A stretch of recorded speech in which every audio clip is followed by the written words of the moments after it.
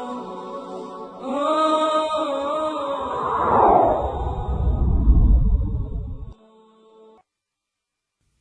عاد اور حضرت ہود علیہ السلام۔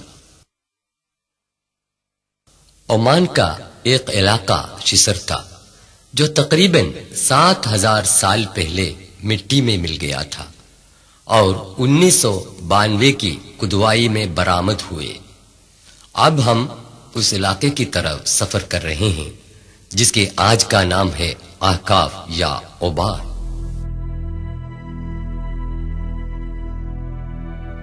یہ ہے عمان کا شہر سلالہ۔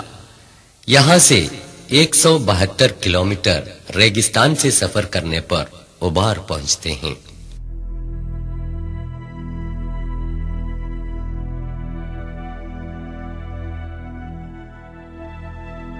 یہ اوبار ہے جہاں حضرت ہود علیہ السلام کی قوم بنی عاد رہتی تھی۔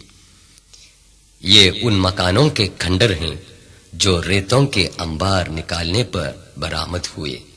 سورہ 11 ہود آیت 50 میں اللہ فرماتا ہے، وَإِلَىٰ عَادٍ أَخَاهُمْ هُودًا قَالَ يَا قَوْمِ اعْبُدُوا اللَّهَ مَا لَكُم مِّنْ إِلَٰهٍ غَيْرُهُ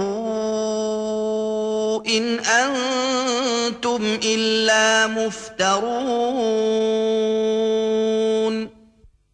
اور عاد کی طرف ہم نے ان کے بھائی ہود کو بھیجا۔ اس نے کہا، بھائیو، اللہ کی عبادت کرو، اس کے سوا تمہارا کوئی معبود نہیں، تم خدا پر محض اختراع کر رہے ہو۔ سورہ ہود میں خدا تعالی کہتا ہے، پیغمبر ہود علیہ السلام کے پیغامات کو مغرور قوم نے ٹکرا دیا۔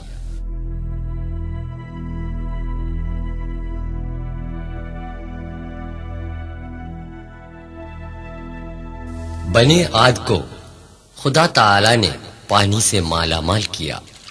یہ اس زمانے کا ایک کنواں ہے جس میں آج بھی پانی بھرا ہوا ہے۔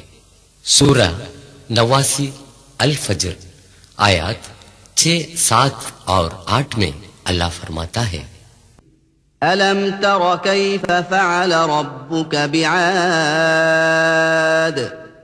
إِرَمَ ذَاتِ الْعِمَادِ الَّتِي لَمْ يُخْلَقْ مِثْلُهَا فِي الْبِلَادِ۔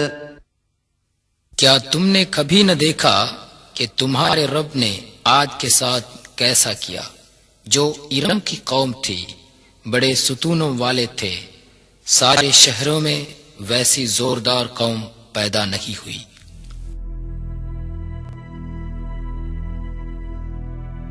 ان کے ستونوں کے یہ کھنڈر ہیں۔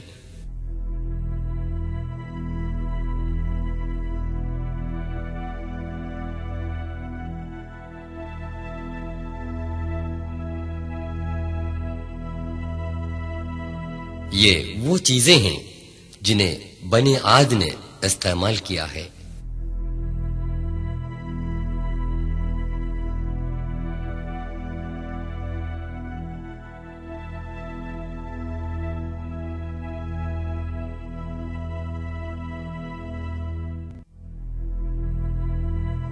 سکے جال جو پتھر سے بنائے گئے۔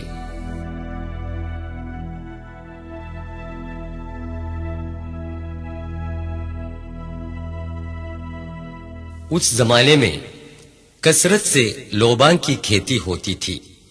اس کا عرق دواؤں اور خوشبوؤں میں استعمال ہوتا تھا، جن کے برآمد کرنے سے بنی عاد خوشحال اور مالدار بن گئے۔ جب بنی عاد نے بت پرستی اور حق تلفی کو جاری رکھا، حضرت ہود علیہ السلام نے ان کو عذاب الہی کی تاکید دی، پھر بھی انہوں نے انکار کر دیا۔ خدا تعالی نے حضرت ہود علیہ السلام اور ان کے ساتھیوں کو بچانے کے بعد بنی عاد کو تباہ و برباد کیا۔ سورہ 69 الحاقہ آیات 6 اور 7 میں اللہ فرماتا ہے، وأما عاد فأهلكوا بريح صرصر عاتية سخرها عليهم 7 ليال و8 أيام حسوما فترى القوم فيها صرعا كأنهم أعجاز نخل خاوية. عاد قوم سخت ہوا سے ہلاک کی گئی جو ان پر 7 راتیں اور 8 دن برابر مسلط رہے. بس تو اس قوم کو دیکھنا کہ اونتھے پڑے ہیں، وہ گویا کھجوروں کے اکھڑے ہوئے تنے تھے. عمر کی چاروں طرف ریگستان ہی ریگستان ہے. اس وقت کی سخت آندھی میں ان کی بستیاں ریت میں دھنس گئیں. کھدوائی کرنے پر ان میں سے بہت کم بستیاں درآمد ہوئیں. ریت کے نکالنے پر شاید اور بستیاں نکل جائیں گی.